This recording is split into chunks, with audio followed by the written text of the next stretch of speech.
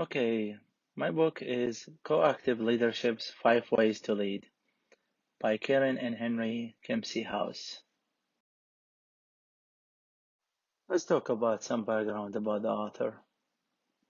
Karen and Henry Kempsey House are the co-founder and CEOs of CATI, which is Coach Training Institute, a global coach training and leadership development company with 175 faculty. More than 50,000 people trained, 7,000 people certified to be a coactive coaches. The authors offer through their company many sessions around the world, uh, in Canada, United Kingdom, Singapore, Spain, United States, including 3-day experiential group learning about the five-dimensional coactive leadership. Also, there are two webinars, one on the April 16th and then one on April 30th around 9 a.m. Pacific time, that it's completely free that people can attend. So what is coactive? Simply means being in action, and to be more precise, together being in action. So let's talk about the co. Co represent the rational and receptive aspects of our world. Active means the following and representing the action-oriented aspects. And then the hyphen that connects both represent the paradox of both and versus either or. So it's like the Chinese Taoist philosophy, the yin yang, co and active dance together to create wholeness and balance. Let's talk about the new definition of leadership. Leaders are those who are responsible for their words. Responsibility associated with a burden with something that is mandated. Usually, responsibility defines as the state or fact of having a duty to deal with something. And usually, responsibility feels heavy, significant, dutiful, and perhaps a bit scary. But how about if we offer more expansive definition for responsibilities? What if responsibility existed outside of the burden of the task? Let's interpret responsibility different a little bit. Let's make it a choice rather than a burden. Generate a context of ownership, self-authorship beyond immediate task. Responsibility becomes more generative and nourishing rather than weighty and burdensome. Let's talk about the 5 models of the coactive leadership. First one, coactive leaders within. Second, coactive leaders in front. Third, coactive leaders in behind. Fourth, coactive leaders in the field. And then lastly, coactive leaders beside. So let's start with the first one, coactive leaders within. Basically, you will have self-acceptance and self-authority. Best of ourselves every day, following Gandhi's instructions. Be the change that you wish to see in the world. Basically, live one's life from inside out rather outside in. Switching from one of brokenness to the one of wholeness and sufficiency. Let's talk about the second kind of leadership, or coactive leaders in the front. They generate an experience of inclusion and commitment with the people who are following. They are willing to step in the front because of the strong commitment to evoking the best for everyone. Make people to engage in a way that is exciting and inspiring. They try to empower people, like Patrick Lencioni book, The Adventure. If people don't weigh in, they can't buy in. Also, they try to generate a conversation that is authentic, courageous, dynamic, and meaningful. The third kind is coactive leaders behind. The most common misunderstood of the dimensions. The general belief that the front better than behind because leaders in the front have more power and influence. In reality, they are providing what is needed behind the scene. They are the glue that holds everyone together, provide resources. They are inclusive, dynamic, fellowship, and service to others. They give 100% of themselves, offering whatever is needed to move action forward. And they don't follow blindly.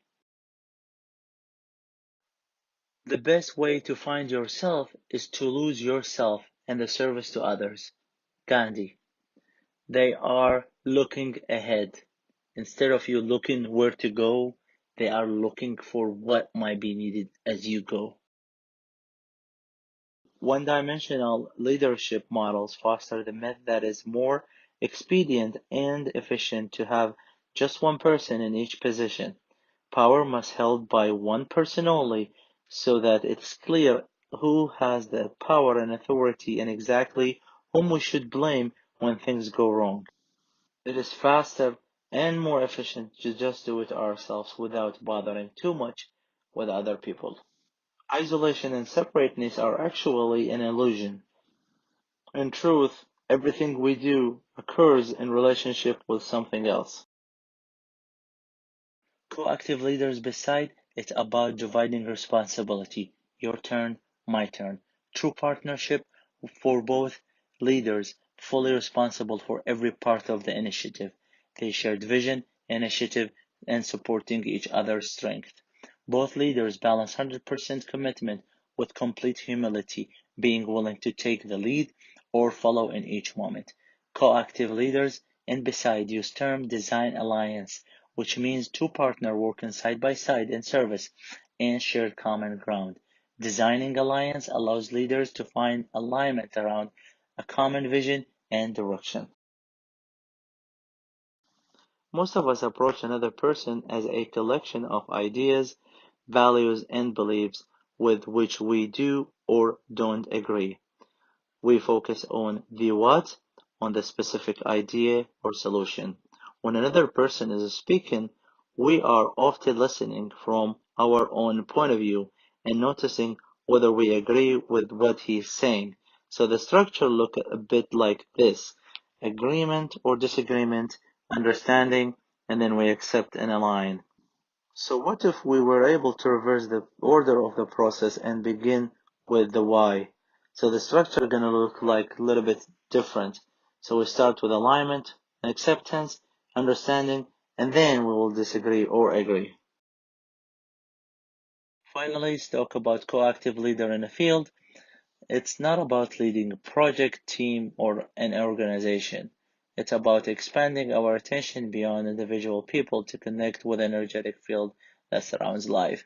Leaders in the field consist of actions that are pragmatic, reasonable, with plenty of evidentiary proof.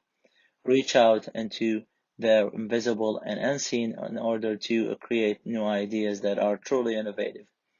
And finally, expand sensory awareness so they can access our imaginations.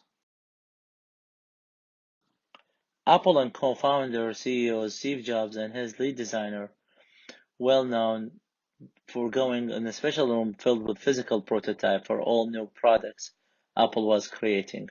Steve and his lead designer were spending long hours feeling sensing into what they believe would be the most elegant and useful for their consumers.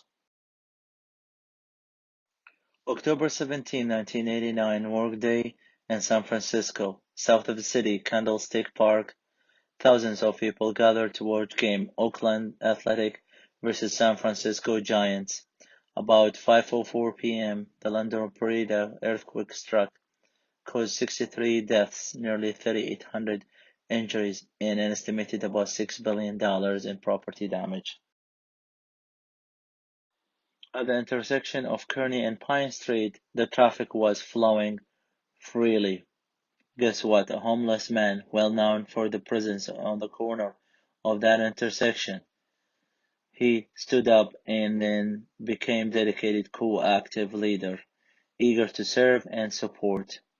And no one told the homeless man to step up and manage traffic. He hadn't to wait authority to arrive to give him a title. He just saw a need there and decided to engage. No one asked his resume, or qualification to follow his direction. The view for this story was one-dimensional, with leadership being responsible for one or two people at the top. In reality, leadership is multidimensional. We are all leaders in one way or another. We change roles fluidly. We utilize skills and talent of people around us on a daily basis. In 1990, less than a year after Loma Prieta, the San Francisco Fire Department, prompted by the city's residents, formed the Neighbor Emergency Response Team (NERT) training program, one of the signature legacies of the quake. NERT, modeled after the Los Angeles Community Emergency Response Team (CERT), has since trained more than 25,000 San Franciscans in basic emergency response. The same year, across the bay in Oakland, the city's fire department wanted to ensure its community became stronger and more resilient in wake of Loma Prieta. To that end, the department established the CORE, the Communities of Oakland Respond to Emergencies program, which also certified CERT program, like NERT. CORE has become an integral part of the emergency response community in and around Oakland. Finally, I will end up my presentation here about the book and the final exam with this saying about leadership that I quoted from Eisenhower, which says, "Leadership consists of nothing but taking responsibility for everything that goes wrong and then giving your subordinates credit for everything that goes well."